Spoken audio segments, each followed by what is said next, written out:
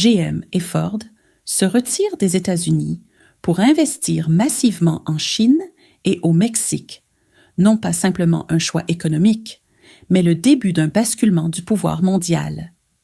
Qui dominera l'ère des véhicules électriques? Et qui restera sur le carreau? Dans la vidéo d'aujourd'hui, nous plongeons dans un sujet qui suscite beaucoup de débats. Mais d'abord, une petite note, ce contenu est destiné à l'analyse et à l'éducation uniquement.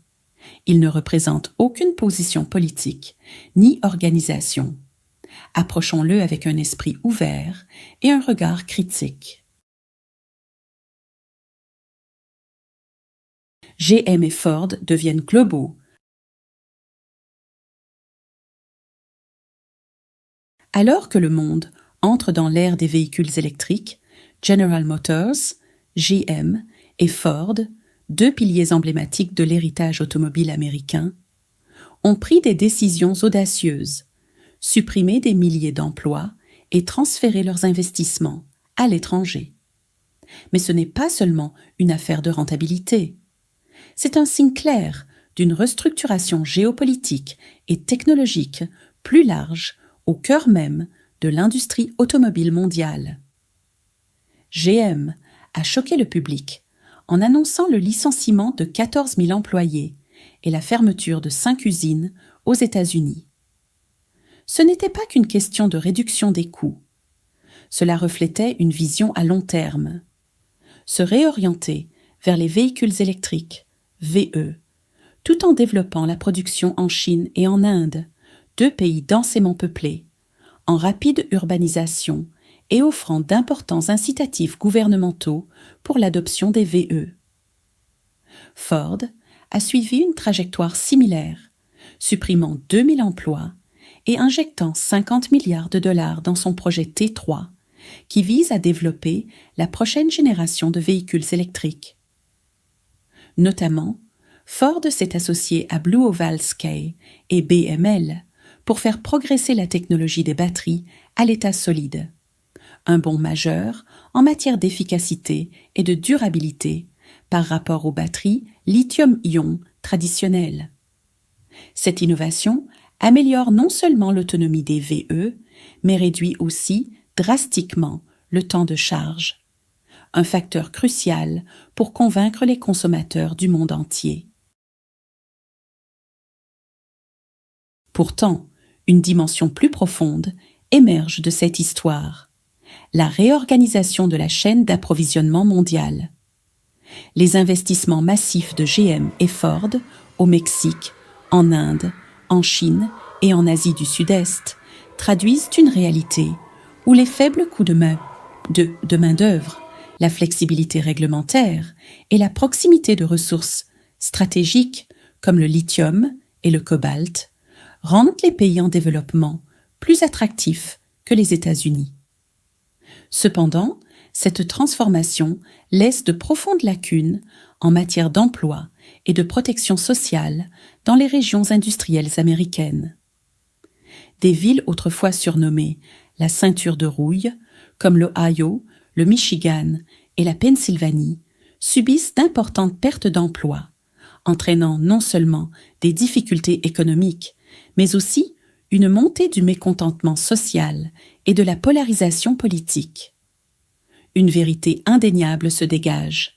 Dans cette nouvelle ère de mondialisation, la nation qui maîtrisera la technologie des batteries et la production de VE détiendra une domination stratégique, non seulement économique, mais aussi politique, de la sécurité énergétique au contrôle des chaînes d'approvisionnement mondiales, alors que la Chine continue de dominer l'extraction, le raffinage et la fabrication de batteries. Les entreprises américaines qui partent à l'étranger effectuent aussi un repositionnement stratégique face à la montée en puissance de Pékin. GM et Ford choisissent la voie optimale pour les actionnaires et la valorisation boursière. Mais est-ce encore celle des travailleurs américains? La véritable question n'est pas seulement qui fabriquera des voitures électriques, mais qui bénéficiera de ce rêve technologique et qui restera à la traîne. Qu'en pensez-vous? Un jour, votre enfant pourrait vous demander « Papa, elles sont fabriquées où, les voitures américaines ?» Et vous devrez peut-être répondre « Pékin ou Bangalore ?» Donnez votre avis en commentaire. Voyons qui prédira mieux que Tesla l'avenir des VE. Trump riposte avec des tarifs douaniers massifs. En réponse au transfert de production de grandes entreprises comme GM et Ford hors des États-Unis, le président Donald Trump a dégainé son arme économique la plus puissante. Un tarif douanier de 200% sur les voitures et produits importés. Cette décision visait à envoyer un message ferme, pousser les entreprises à réinvestir sur le sol américain et punir les pays considérés comme profitant du déséquilibre commercial des États-Unis, notamment la Chine, l'Allemagne, le Japon et le Mexique. Mais au lieu de ramener la production aux États-Unis, la politique a déclenché une vague de conséquences négatives, ébranlant les marchés financiers et perturbant les chaînes d'approvisionnement mondiales. Immédiatement après l'annonce des tarifs, les marchés boursiers américains ont plongé. Le Dow Jones a perdu plus de 800 points en seulement 48 heures, suivi par le Nasdaq et le S&P 500, sur fond de crainte d'une hausse des coûts de production et d'un affaiblissement de la demande. Les constructeurs internationaux, dont les chaînes logistiques s'étendent de l'Asie à l'Amérique latine, ont commencé à geler leurs investissements ou à les rediriger vers des régions plus favorables, comme le Canada et l'Asie du Sud-Est. Et il ne s'agissait pas seulement de l'automobile. Des biens de consommation, comme les appareils ménagers, les ordinateurs, les smartphones et même les équipements médicaux, ont été affectés, leurs composants et matières premières étant majoritairement importés. Selon les estimations du National Bureau of Economic Research, NBER, les tarifs imposés par Trump ont coûté entre 800 et 1200 dollars supplémentaires par an aux ménages américains en raison de la hausse des prix. Plus gravement encore, cette décision a déclenché une cascade de représailles commerciales de la part des principaux partenaires des États-Unis. La Chine a riposté avec de lourdes taxes sur le soja, le porc et les pièces d'avion américains, ciblant les États agricoles et industriels, base électorale de Trump. L'Union européenne a réagi avec des droits de douane sur le bourbon, les motos et les textiles. Des pays comme le Canada et l'Inde ont rapidement suivi. À un niveau plus profond, cette politique a mis en lumière une faiblesse structurelle de l'industrie américaine. Sa forte dépendance à un réseau d'approvisionnement mondial impossible à reconstituer du jour au lendemain. La majorité des batteries au lithium, aimant aux terres rares et composants de semi-conducteurs, essentiels aux voitures, téléphones et armes de pointe, sont produits à l'étranger, principalement en Chine et en Corée du Sud. Les tarifs douaniers n'ont pas ramené les entreprises. Ils ont simplement augmenté les coûts, créant une économie bancale avec des prix gonflés mais sans gain équivalent de valeur ajoutée. Politiquement, cette mesure de 200% a pu séduire les électeurs protectionnistes, mais elle a aliéné le monde des affaires, en particulier les multinationales et les industries technologiques, qui sont le moteur de la croissance américaine à l'ère numérique.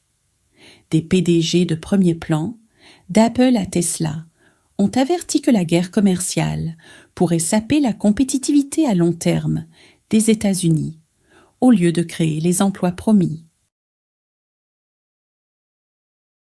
Déplacement du travail et montée de la main-d'œuvre invisible. Alors que des géants comme GM et Ford courent après la compétitivité mondiale et que les gouvernements intensifient les guerres commerciales au nom de l'intérêt national, une victime silencieuse émerge, la main-d'œuvre industrielle américaine. Pas seulement les ouvriers d'usines de l'Ohio ou du Michigan, mais toute une classe plus large, souvent ignorée, de travailleurs déplacés, contractuels, travailleurs indépendants, chauffeurs logistiques et employés d'entrepôts, ceux qui forment l'ossature de l'économie, mais sans en avoir les protections. Cette classe de travailleurs fait aujourd'hui face à une nouvelle vague de vulnérabilité. Avec le déclin de l'emploi industriel traditionnel, beaucoup se sont tournés vers la logistique et les emplois de plateforme, des secteurs fortement tributaires des chaînes d'approvisionnement internationales que les tarifs douaniers perturbent. Quand les usines ferment ou délocalisent, l'impact ne se mesure pas seulement en perte d'emploi, mais en dégradation générale de la qualité de l'emploi. Les avantages sociaux disparaissent, la sécurité de l'emploi s'évapore. Et avec l'essor de l'IA et de l'automatisation dans les entrepôts et les lignes de production de VE, même ces options de secours deviennent précaires. Résultat, une sous-classe croissante de travailleurs employés mais non épanouis, piégés dans un paradoxe où le travail est abondant, mais la prospérité absente. La politique du travail américaine est dépassée par une économie mondiale qui ne joue plus selon les anciennes règles. Sans réinvention audacieuse des protections, de la formation et de la propriété dans les nouvelles économies vertes et numériques, cette main-d'œuvre invisible pourrait devenir la catégorie la plus vulnérable du XXIe siècle. Les alliés de l'Amérique ripostent. Lorsque l'administration Trump a imposé une taxe douanière de 200% sur les produits importés pour protéger l'industrie nationale, les principaux alliés des États-Unis n'ont pas simplement exprimé leur désaccord. Ils ont réagi par des contre-mesures calculées et stratégiques qui ont ébranlé les fondements mêmes de la domination financière et commerciale mondiale des États-Unis. Première vente massive de bons du Trésor par le Japon. Un signal d'alarme pour le cœur financier de Washington. Dans une décision qui a fait écho sur les marchés mondiaux, le Japon, longtemps le deuxième plus grand détenteur étranger de titres du Trésor américain, a pris la décision stupéfiante de se délester de près de 1700 milliards de dollars de dettes américaines. Il ne s'agissait pas seulement d'un ajustement économique, c'était un message géopolitique puissant adressé directement au cœur de la machinerie financière de Washington.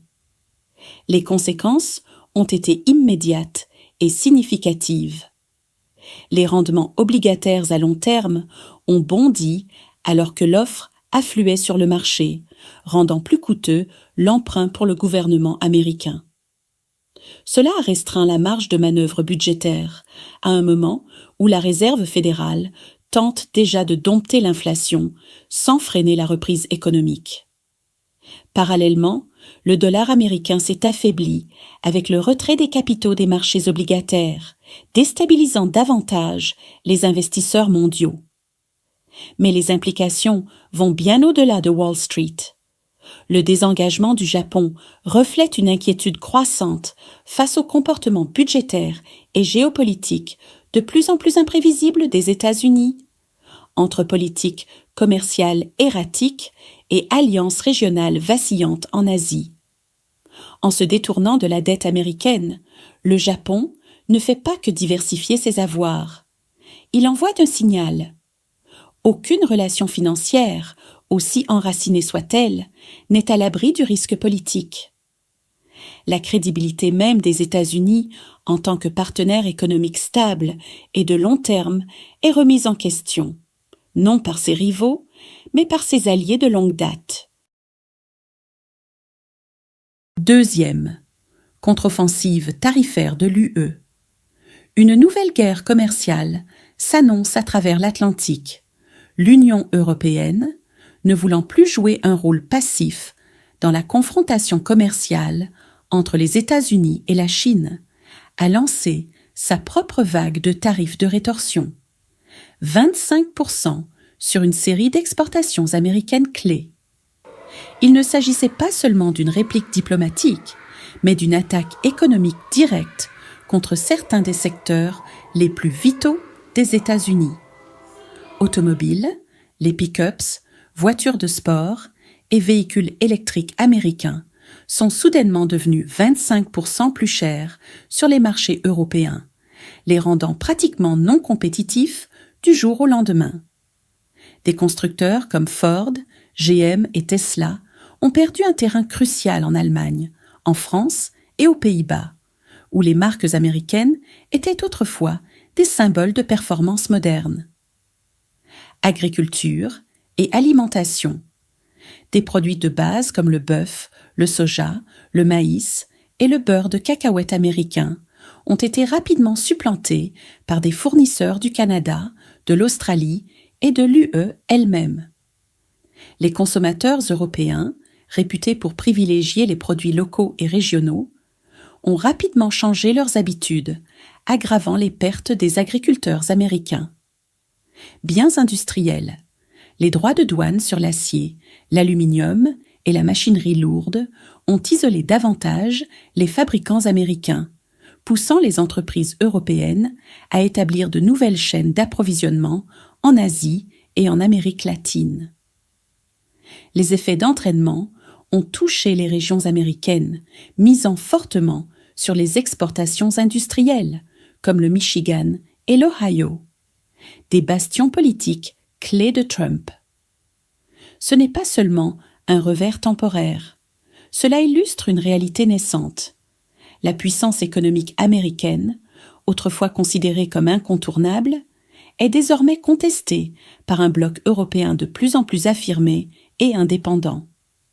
Ce qui était autrefois un partenariat transatlantique devient une compétition mondiale pour l'influence économique, politique et stratégique. Troisième, la finance mondiale se rééquilibre. Le monde s'éloigne du dollar. Les actions combinées du Japon et de l'UE indiquent quelque chose de bien plus profond qu'une simple représaille temporaire. Elles signalent un démantèlement lent mais décisif de l'ordre financier mondial, longtemps fondé sur le leadership américain et la suprématie du dollar. L'essor des alternatives, l'Europe accélère le développement d'Instex, un mécanisme destiné à faciliter le commerce en dehors du système SWIFT, dominé par les États-Unis. Parallèlement, les accords commerciaux bilatéraux en euros, yens et yuan gagnent du terrain dans le monde entier, de l'Asie du Sud-Est à l'Amérique du Sud. Le déclin du pétrodollar, la Chine et l'Arabie saoudite explorent activement des transactions pétrolières libellées en yuan, une évolution qui sape le fondement même du système du pétrodollar, pilier clé de la domination mondiale du dollar depuis les années 70. Diversification des réserves. Les banques centrales d'Afrique et d'Amérique latine s'éloignent discrètement du dollar, privilégiant un panier composé d'or, d'obligations en euros et de titres d'État japonais. Ce n'est pas une révolte anti-américaine, mais une réévaluation stratégique face à l'instabilité américaine et aux risques géopolitiques croissants. En somme, nous assistons à l'émergence d'un monde financier multipolaire, où le rôle du dollar comme monnaie de réserve mondiale n'est plus garanti par défaut, mais constamment soumis à la confiance, à la stabilité et à la cohérence. Si Washington continue d'instrumentaliser son pouvoir financier par les tarifs, les sanctions et des politiques unilatérales changeantes, il pourrait finir par superviser un système qui ne tourne plus autour de lui. Répercussions généralisées. La politique tarifaire de 200% de l'administration Trump n'a pas seulement été un choc pour les entreprises et les alliés. Elle s'est transformée en une forme de taxation indirecte pour les portefeuilles des consommateurs américains ordinaires. Selon les données du Bureau of Economic Analysis, BUA, et des études indépendantes, les prix à la consommation, allant des voitures et smartphones aux produits alimentaires emballés, ont augmenté en moyenne de 0,4% à 0,6% durant les 12 premiers mois de mise en œuvre. Ce niveau d'inflation a engendré entre 800 et 1200 $ de dépenses supplémentaires par an pour un foyer américain moyen, sans compter les frais cachés comme l'entretien, les pièces détachées et les coûts d'exploitation accrus. Premier, l'automobile. Du symbole de liberté au privilège coûteux. Pendant des générations, la voiture a représenté bien plus qu'un simple véhicule aux États-Unis.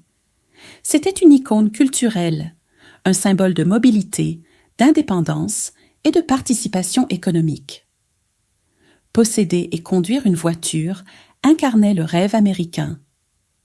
Aujourd'hui, ce rêve s'éloigne pour de nombreux Américains des classes moyennes et laborieuses, alors que les voitures deviennent des luxes de plus en plus inaccessibles.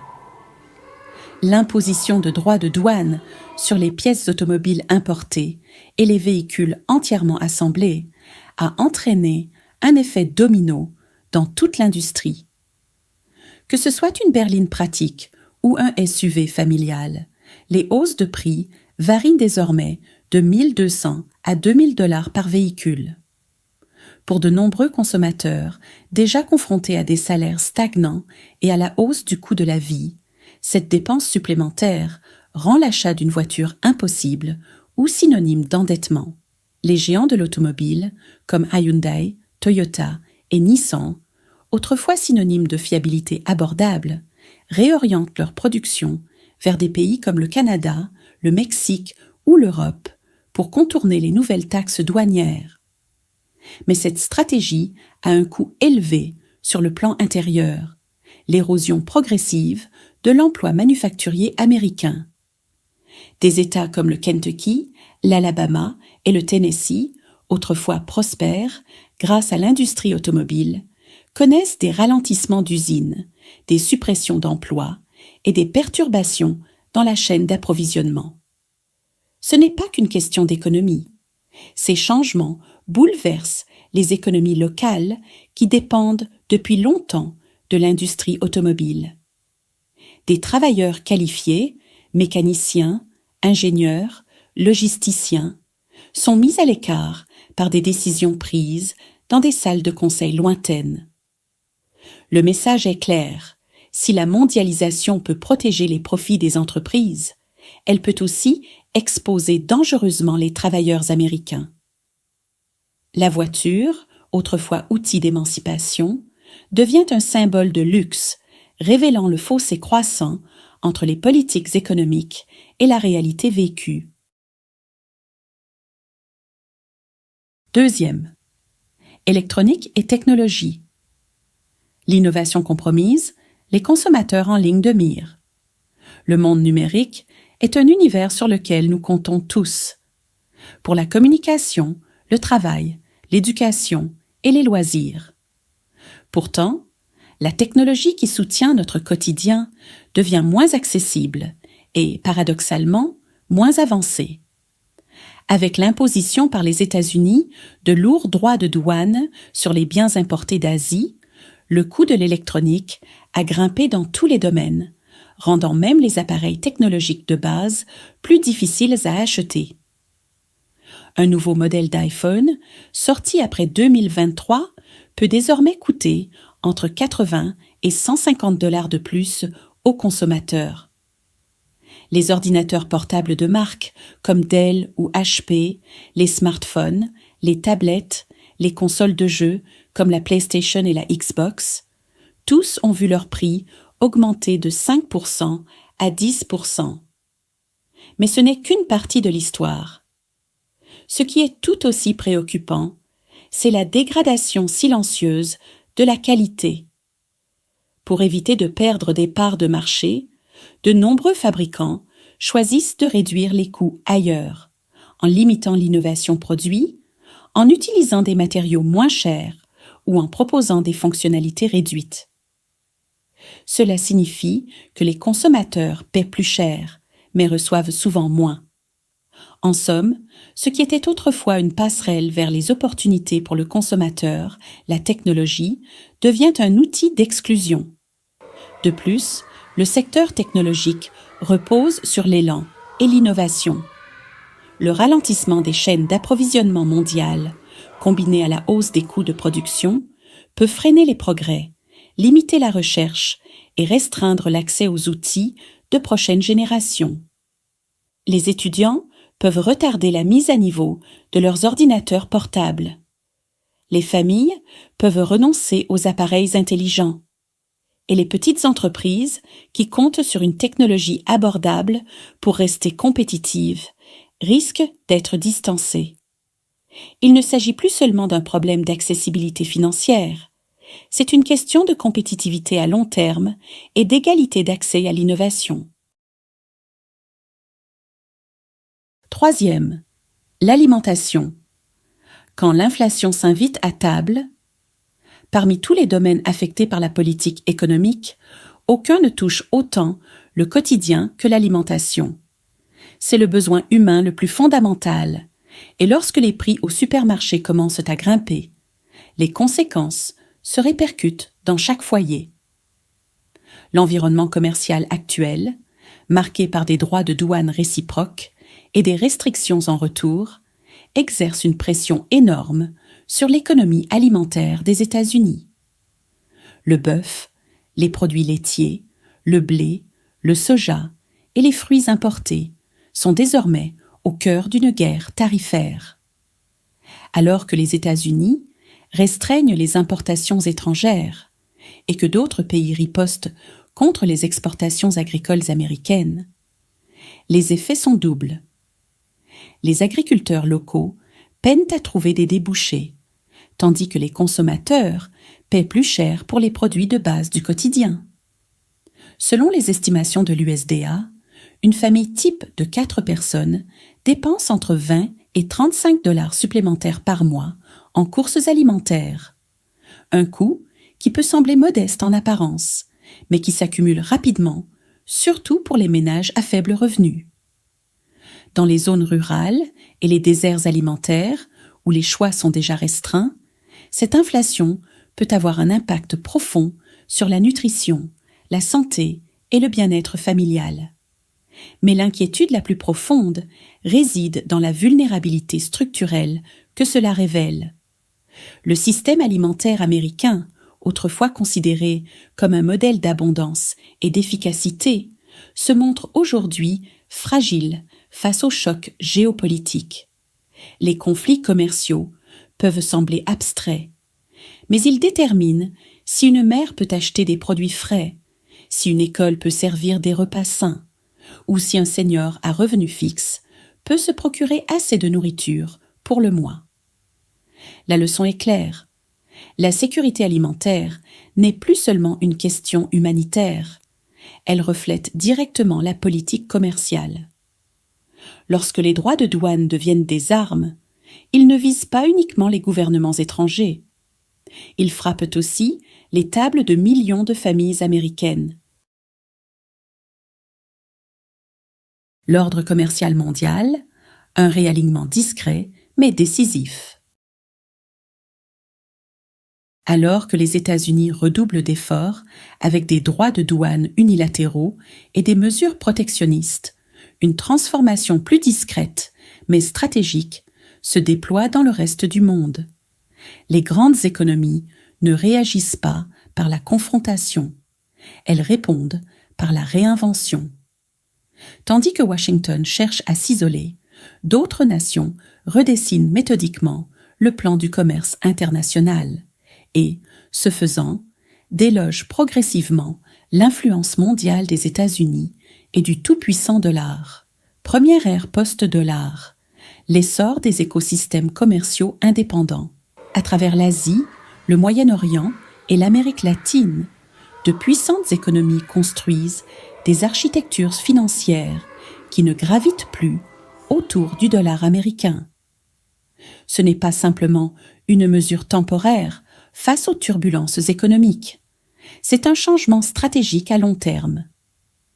La Chine a commencé à libeller ses accords pétroliers avec la Russie, l'Iran et l'Arabie saoudite dans sa propre monnaie, le yuan CNY, signalant son intention d'élever le renminbi au rang de devise mondiale. Parallèlement, Pékin fait avancer la Banque asiatique d'investissement dans les infrastructures, AIIB, et le réseau de paiement CEIPS, des rivaux du système SWIFT centré sur le dollar. L'Inde, elle aussi, conclut des accords commerciaux en roupies avec des pays comme la Russie, les Émirats arabes unis et l'Indonésie, cherchant à se protéger des fluctuations du dollar et des risques géopolitiques futurs. Pendant ce temps, le bloc ASEAN envisage activement l'utilisation de monnaies locales pour le commerce intrarégional, une initiative qui réduirait encore la dépendance mondiale à une seule devise. Ces initiatives ne relèvent pas d'une simple gestion financière. Ce sont des réajustements structurels visant à réduire la vulnérabilité aux sanctions américaines, à minimiser l'exposition à la politique monétaire des États-Unis et à reconquérir la souveraineté économique. 2. La ceinture et la route de la Chine. Construire le pouvoir par la connectivité. En contraste frappant avec le repli des États-Unis, la Chine étend son influence à travers une stratégie méthodique et globale. L'initiative de la ceinture et la route, BRI. Bien plus qu'un plan d'investissement dans les infrastructures, la BRI est le pari de Pékin pour s'intégrer aux artères du commerce mondial.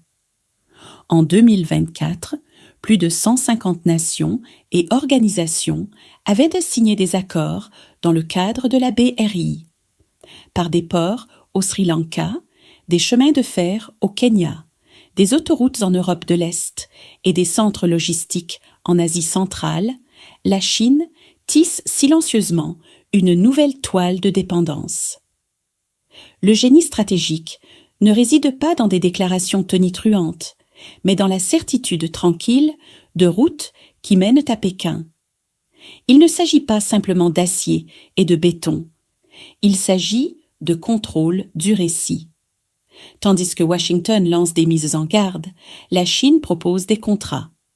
Tandis que les États-Unis se retirent, la Chine avance. C'est ainsi que se construit le pouvoir doux par l'accès prévisible, le financement stable et la fiabilité perçue. 3. Un axe qui se déplace. Les États-Unis dérivent du centre du commerce. Pendant des décennies, le dollar américain n'était pas seulement une monnaie, c'était un levier. Mais à mesure que les volumes commerciaux circulent par des voies et devises alternatives, les fondements de la puissance économique américaine s'érodent lentement. L'ère de l'hégémonie du dollar, solidifiée après la Seconde Guerre mondiale, fait désormais face à ces défis les plus sérieux depuis une génération. Les implications sont vastes. La capacité de Washington à imposer des sanctions économiques pourrait diminuer, alors que moins de transactions passent par des systèmes fondés sur le dollar. Les économies émergentes trouvent de nouveaux partenaires de développement, des partenaires qui n'associent pas l'aide à la conformité politique ou à la spéculation de Wall Street.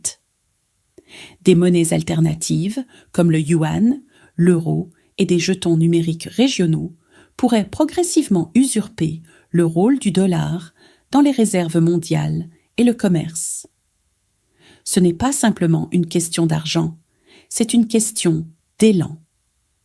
Alors que le monde devient multipolaire en matière de commerce, les États-Unis se retrouvent moins en chef d'orchestre qu'en simples spectateurs, observant d'autres composer la nouvelle symphonie du commerce mondial. La technologie verte comme prochain champ de bataille du pouvoir économique. Au-delà des gros titres sur les licenciements et les tarifs douaniers, une guerre plus discrète s'intensifie, non pas menée avec des barrières commerciales, mais avec du lithium, du cobalt, des panneaux solaires et des brevets. Alors que le monde se tourne vers la décarbonation, la technologie verte devient le nouveau critère de la puissance nationale. Et les États-Unis, malgré leur puissance économique, risquent de prendre du retard.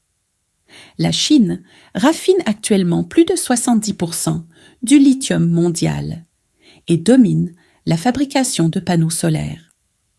L'Europe accélère son pacte vert et a déjà mis en place des taxes carbone aux frontières et des subventions à l'énergie propre. Pendant ce temps, les États-Unis restent divisés, tant sur le plan politique qu'économique, quant à la manière de passer de la dépendance aux énergies fossiles à un leadership en technologie propre. Sans une politique industrielle cohérente qui combine innovation, investissement stratégique et collaboration internationale, l'Amérique risque de perdre bien plus que des parts de marché. Elle pourrait perdre son influence sur les technologies mêmes qui définiront les systèmes de transport, d'énergie et de défense de demain. L'Inflation Reduction Act, IRA, de l'administration Biden constitue une première étape, injectant des subventions dans la production de VE et de batteries. Mais le temps presse. Si Washington continue de privilégier la riposte commerciale plutôt que l'accélération de l'innovation, il pourrait se retrouver à défendre les industries d'hier, tandis que d'autres imposent les standards mondiaux de demain. La prochaine superpuissance ne dominera pas seulement militairement, elle dominera l'énergie propre, le transport propre et les données propres. La course au VE n'en est que le début. La sécurité nationale a l'ère des véhicules électriques, de la dépendance au pétrole à la vulnérabilité des batteries. Pendant des décennies, les stratégies de sécurité nationale ont été façonnées autour du pétrole, son approvisionnement, ses routes et son contrôle. Des guerres ont été menées, des alliances ont été formées, et les politiques étrangères, dictées par le besoin de protéger les intérêts liés aux combustibles fossiles. Mais au XXIe siècle, un changement radical est en cours. L'avenir de la sécurité énergétique ne repose plus sur le pétrole brut, mais sur les minéraux critiques et les composants de batterie. La transition vers les véhicules électriques a révélé un nouveau niveau de vulnérabilité. Le lithium, le cobalt, le nickel, le graphite, ce sont les éléments vitaux des batteries de VE, et la grande majorité sont extraits ou traités dans une poignée de pays, souvent sous des régimes instables ou autoritaires. Plus de 80% du cobalt raffiné dans le monde provient de la République démocratique du Congo, et plus de la moitié du raffinage mondial du lithium a lieu en Chine. Cette dépendance ne représente pas seulement un risque d'approvisionnement, mais une exposition stratégique. Toute perturbation, qu'il s'agisse d'instabilité politique, d'interdiction d'exportation ou de cyberattaques sur les sites de traitement, pourrait paralyser des secteurs entiers de l'économie américaine. Le département de la Défense a déjà signalé cela comme une préoccupation critique, avertissant que la transition vers les VE pourrait devenir un handicap pour la sécurité nationale si l'approvisionnement intérieur et les infrastructures de recyclage ne sont pas renforcées. En essence, s'éloigner du pétrole n'a pas éliminé l'insécurité énergétique, cela l'a simplement transformée. Le champ de bataille est passé des pipelines aux usines de batteries. Si les États-Unis ne sécurisent pas leur chaîne d'approvisionnement en minéraux, leurs ambitions en matière de leadership climatique et de préparation militaire pourraient être gravement compromises. Le moment du Mexique, l'essor du nearshoring et d'une nouvelle puissance industrielle. Alors que des entreprises américaines comme GM et Ford se retire du sol américain, L-Partey ne recherche pas simplement une main-d'œuvre bon marché. Elle mise gros sur un nouveau modèle stratégique. Le nearshoring vers le Mexique.